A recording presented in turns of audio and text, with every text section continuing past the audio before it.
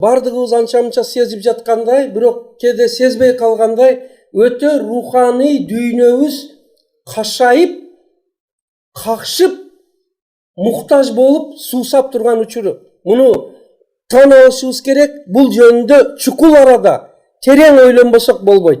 Ошону бая констатация фактов деп айтып отурбастан эмне кылыш керек дегенге биз төмөнкүдөй жол таап, ошол багытта иш алып бардык. Ал кайсы дегенде, руханиятты толтуруш, рух дүйнөнү толтуруш үй бүлөдөн башталат экен. Үй бүлөнүн ичинде дагы энелерден башталат экен. Ошол себептен биз 97-жылды алгач баштап энелердин мектебин ачтык. Эне окуса, эне тарбиялуу болсо, эненин руханияты толук болсо, балдар ошол бешиктен баштап, үй бүлөдөн баштап жилиги толуп, кыргызча айтканда, жилиги толуп, акыл эси, иман, инсабы толуп чоңоет экен деген көз карашка келдик. Эненин ролу, эненин тарбиясы жөнүндө айтса, мунун эмнеси жаңылык экен, ансыз деле баары белгилүү эмес, урматтуулар, белгилүү эмес. Өтө чоң нерсе. Мен сиздерге айтып коеюн, энелерибиз бар болсун, алар төрөп, тамактандырышты, кийиндиришти, алар сонун билишет. Бирок миң өкүнүчтүүсү, азыркы заманда бизнес деп, ишкердик деп, байлык деп, материалдык байлык деп бир аз өзүнүн баласынан үй бүлө алыстап кетип калды. Бардыгы телефондун ичиге чөгүп кеткендей баш болуп чоңдор үй бүлөдө өзү. Ошол үчүн эмне кылыш керек дегенде, эми билет да эне бала тарбиясыны дегенде жок андай эмес экен. Ошол үчүн биз атайын программасын жазып, мына колумда турат. Энелер мектебинин программасын жана колдонмо китебини жаздык.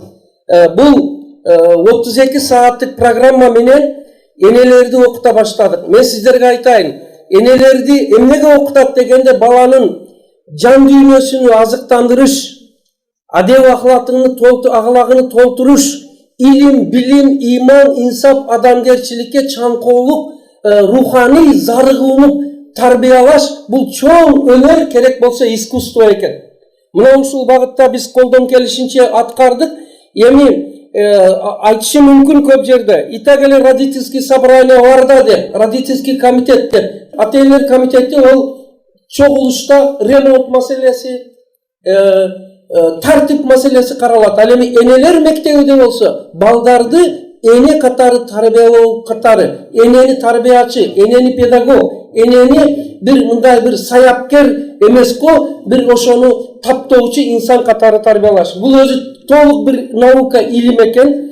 Эми кандай натыйжа берди дегенге жыйынтыгын айтып коеюн. Энелер мектебин окугандан кийин биздин 200 бала окуган мектебибизде билимдин сапаты, тарбиянын сапаты кескин жогорулады. Зордук, зомбулук, рекет, школный деген нерсе жоголду. И эң башкысы, внимание, сиздердин назарыңыздарга айтып коеюн, 200 бала окуган мектебибизден 85 бала медакадемиянын бюджетиге өттү. Буга сүйүнүп кол чабып коет көп жерде. Анткени медакадемиянын бюджети 60 000 сом, быйыл 90 000 сом болуптур.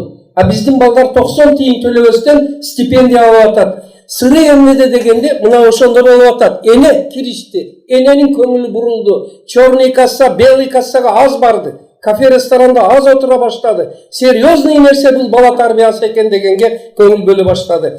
Кыргызстанда ОРТнин орточо балы 127-128 болсо, бизде ошо чек арада, бизде секом жок, нова жок. Бизде чек арада окуган балдарыбыз энелердин жардамы менен орточо балыбыз 173 болуп жатат. Бул чоң сыймыл, урматтуулар. Мана эненин күчү, кудурети Кудайдын берген жардамы.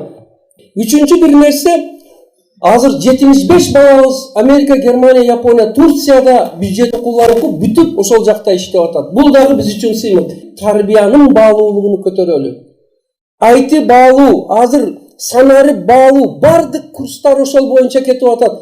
Тарбия жөнүндө курс жок, репетитор жок. Адам болуу сабагы, инсан болуу сабагы, кыргыз болуу сабагы жок деп туруп, мына ошого арнап экинчи дагы бир китебимди жаздым. Тарбиянын баалуулугу деген. Ценность воспитания, воспитанности. Тарбия адамды сактайт, үй бүлөнү сактайт, айыл районду сактайт, мамлекетти сактайт, ааламды сактайт экен тарбия. Биздин балдарыбыз азыр билимдин жаңысын алып успет этпей калды. Бүгүнкү билим эртең эскирип жатат. Ошол үчүн эмне кылыш керек дегенде биз балдарыбызга билимди улам жаңылап, улам өстүрүп туруунун упреждающий военный бир терминология бар. Превентивные меры деген алдын ала чара көрө турган билимди беришти. Биз мына акыл эмгегинин маданияты деген китепти жазып, ушуну киргиздик. Баягы 173 балл алып, Америка, Германияда алар маны тамашалап айтып коет. Гапырагай кабатыр болбоң. Биз всегда себя чувствуем как рыба в воде дейт. Бүгүнкү руханият форумунун ушундай корутундуга келели. Ар бир кыргыздын үй бүлөсү, мына бул жерге жазып койгонмун, дасторкон четиндеги университет болсун. Үй бүлөбүздү тарбиянын, руханияттын үй бүлөсүнө айлантыралы.